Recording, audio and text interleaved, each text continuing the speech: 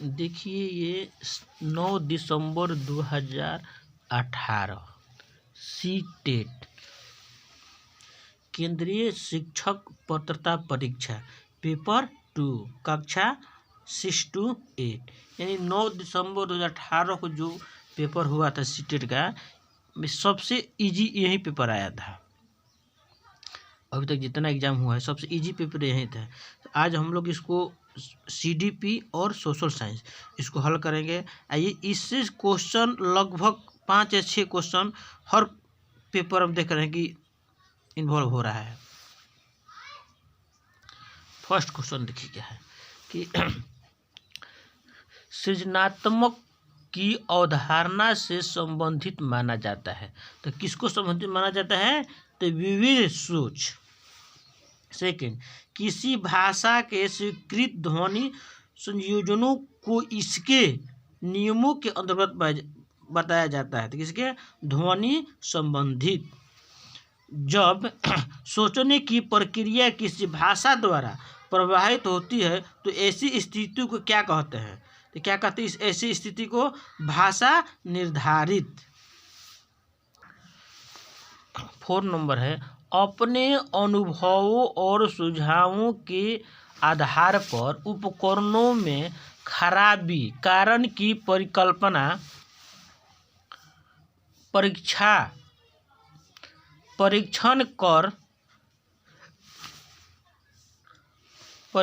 कर रवि उपकरण की मरम्मत करता है।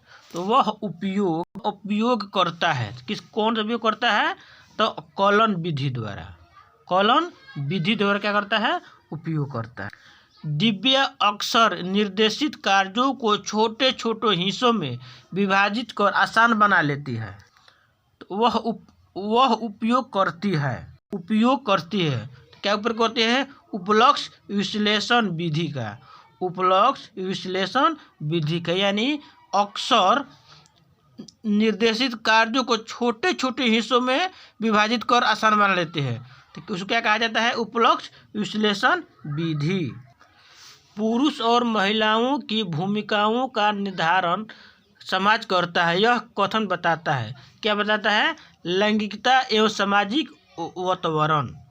7 नंबर, ग्रेडिंग, कोडिंग, अंकन और क्रेडिट संचय प्रणाली कुछ उदाहरण है। तो किसका उदाहरण है? तो अध्ययनकर्ताओं की उपलब्धि के आकलन की गणन विधि। माने ग्रेडिंग, कोडिंग, अंकन और क्रेडिट संचय प्रणाली किसका है? तो अधिगमकर्ताओं की उपलब्धि के आकलन की गणन विधि। अधिगमकर्ताओं की उपलब्धि का आकलन शिक्षकों की सहायता से करता है। क्या? तो अधिगमकर्ताओं के प्रदर्शन का रिकॉर्ड रखने में। समावेशी के सिद्धांत पर आधारित है। समता एवं समान अवसर। दिव्यांगजन अधिकार अधिनियम किस वर्ष लागू किया गया था? 2016 में। व्यक्तिगत विविधताओं वाले बच्चों को बढ़ाने के लिए ऐसे विद्यालय होने चाहिए जहां शिक्षक विशिष्ट व्यक्तिगत विविधताओं वाले बच्चों को बढ़ाने के लिए प्रशिक्षित हो। 12 नंबर, निःशुल्क एवं अनिवार्य बाल शिक्षा अधिनियम 2009 दिव्यांग बच्चों की निःशुल्क शिक्षा के अधिकारों को सुरक्षित करता है। तो 6 से 18 इसमें सस्पेंस है। दिव्यांग को कहता है तो 6 से 18, ऐसे होता है तो 6 से 14 सस्पेंस है इसमें।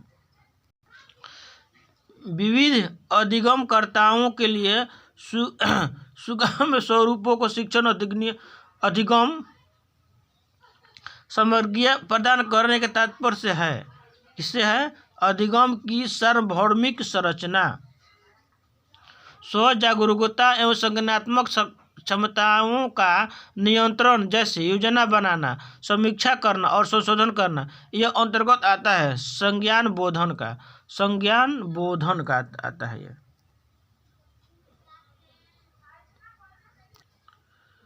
जब बच्चे प्राप्त की गई सूचनाओं को व्याख्या करने के लिए अपने अनुभवों के आधार पर सोचते हैं तो उसे कहा गया है सृजनात्मक सोच।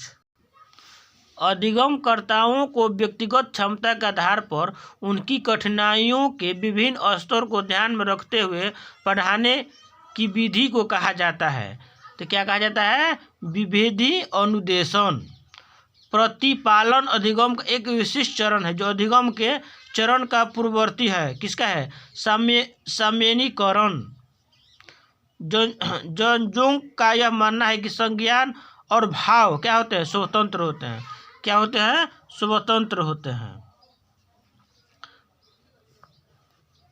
पहले से सीखे हुए कार्यों को सुधार लाने के लिए शिक्षक बच्चों को प्रदर्शन देकर सिखा रहा है। वह शिक्षण की विधि का उपयोग कर रहा है। किसका? तो अवलोकन का।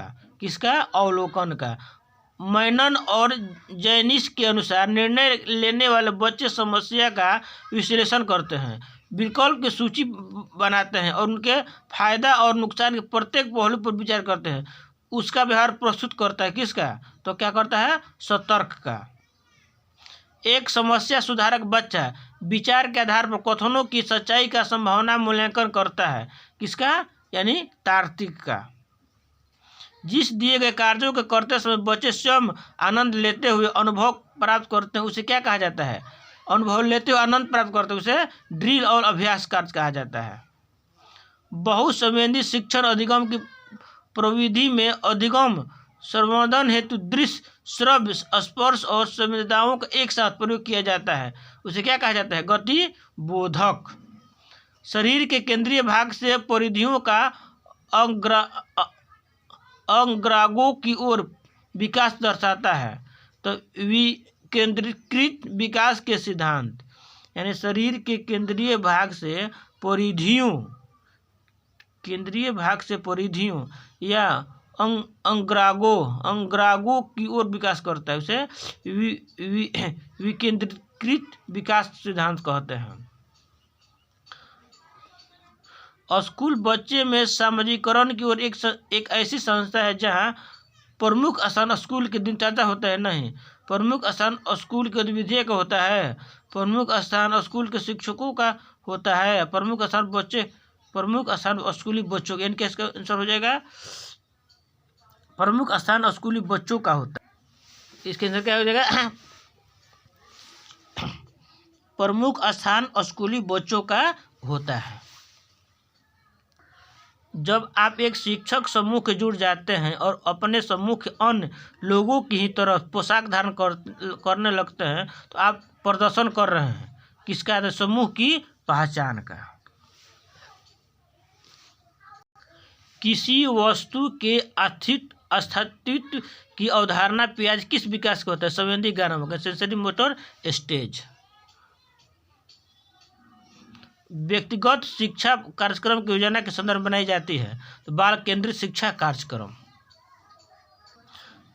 महीने की आयु के बच्चे अधिकांश बच्चे शब्दों से मिलाकर छोटे छोटे वाक्यों को बोलना शुरू कर देते हैं। 18 से 24 महीने के।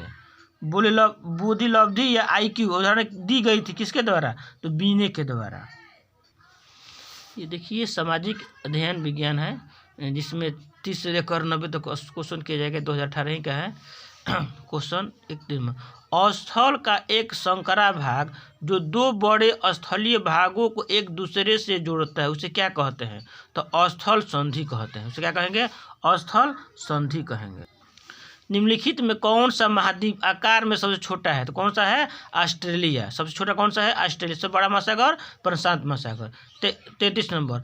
उच्च प्राथमिकता स्तर पर सामाजिक विज्ञान शामिल कौन कौन है? सामाजिक विज्ञान में कौन कौन शामिल है? इतिहास, भूगोल, राजनीतिक शास्त्र और अर्थशास्त्र। करेक्ट।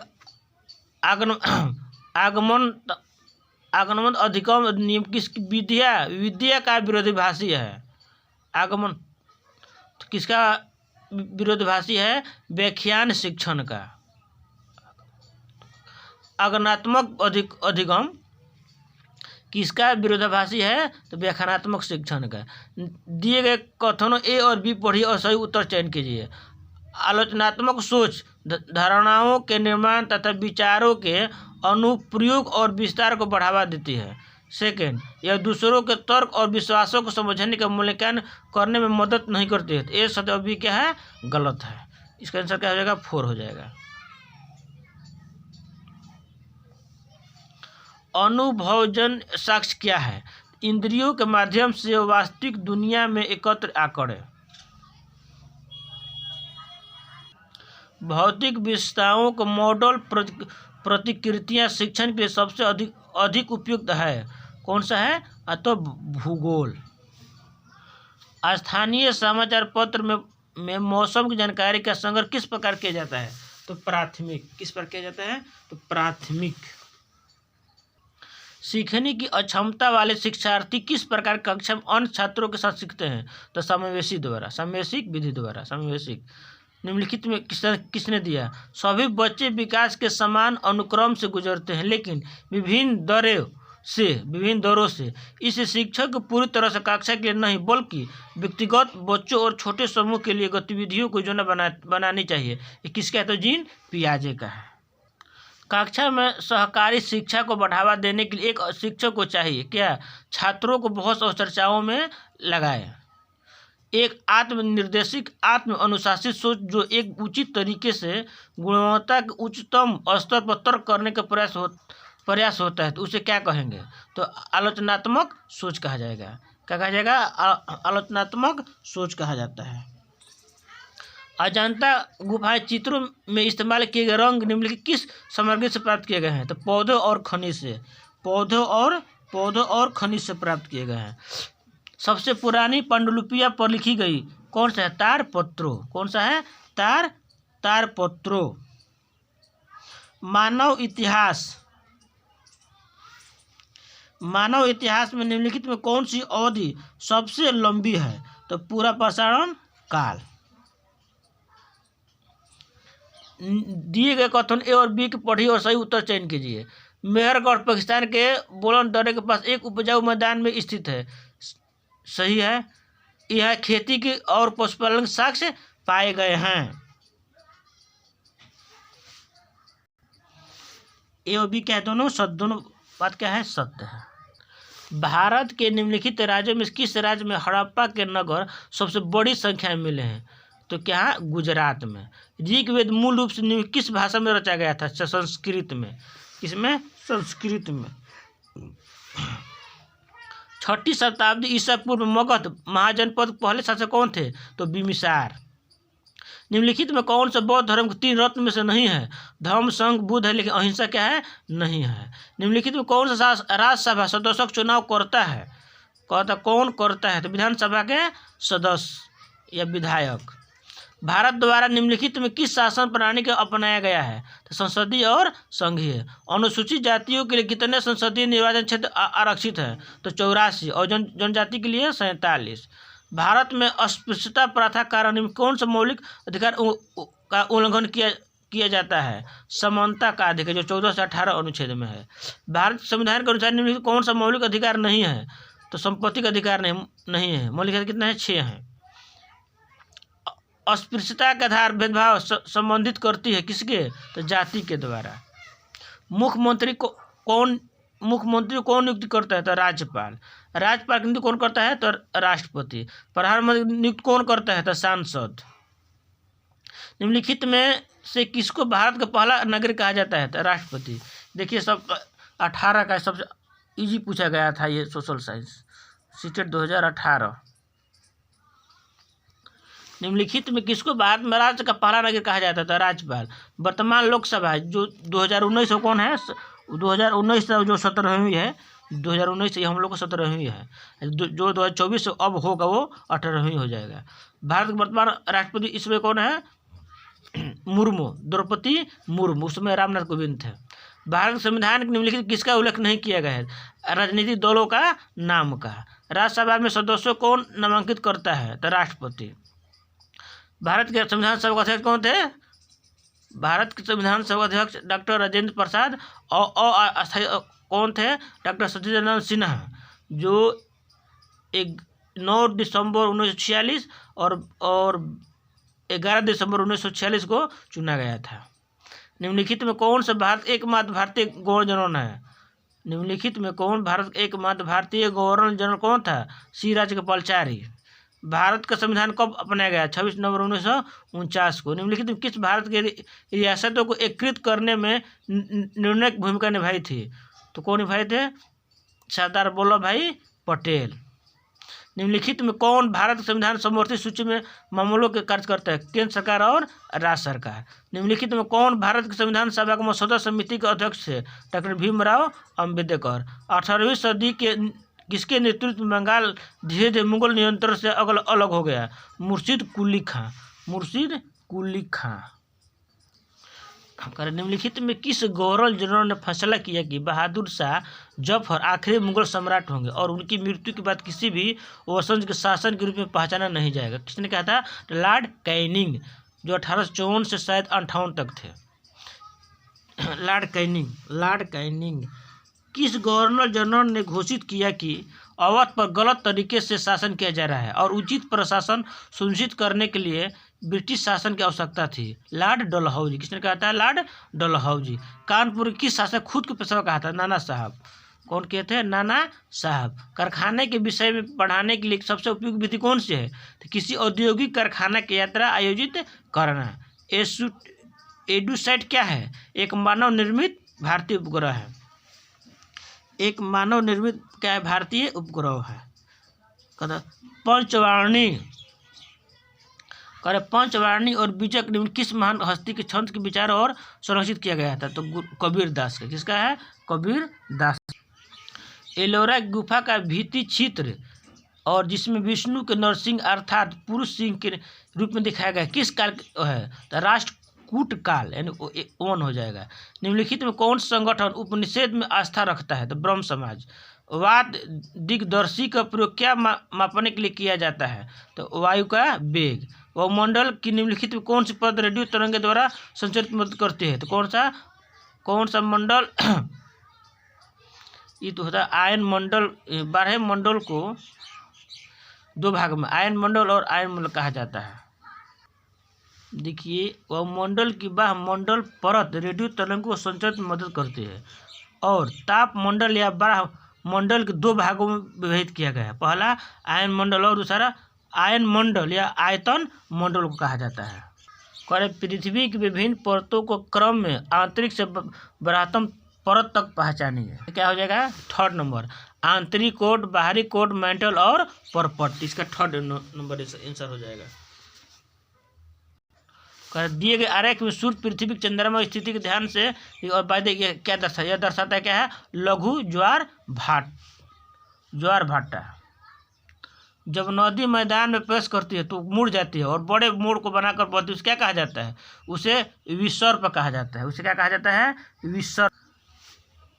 भूगोल की वह शाखा जो विशिष्ट मानव जनसंख्या की संरचना के विषय में संबंधित है क्या कहलाती है? तो जनसांख्यिकी कहलाती है। क्या कहते हैं? जनसांख्यिकी। 86 देखिए, अधिकांश दुर्गम क्षेत्र में और आपदाओं के समय लोगों को बचाने और भोजन, जल, कपड़े और दवाओं को वितरित करने के लिए यातायात का कौन सा साधन बेहद उपयोगी है? तो वायुयान। 88 कह रहा है कि सूर्य गुजरात में अरुणाचल प्रदेश लगभग 2 घंटे बाद अस्त होता है। सही बात है। अरुणाचल प्रदेश गुजरात उच्च अक्षांश पर है? नहीं, ये गलत है। ए सही और आर क्या है? गलत है। ए सही है और आर गलत है। ए सही है और आर बी इसका आंसर हो जाएगा। ई और आर दोनों से, लेकिन आर एक स्पष्ट व्याख्या नहीं करता है। निम्नलिखित में कौन सा ऊर्जा का गैर परंपरागत स्रोत है? क्या है? कोयला। विशेष रूप से निर्मित टैंकों और तालाबों में मछली के प्रजनन क्या कहलाता है? क्या कहलाता है? पिसीकल्चर। वीडियो भाई अच्छा लगे तो लाइक और सब्सक्राइब कर दीजिए। अगला नेक्स्ट 19, 20, 21, 22 सभी को रिपीट किया जाएगा।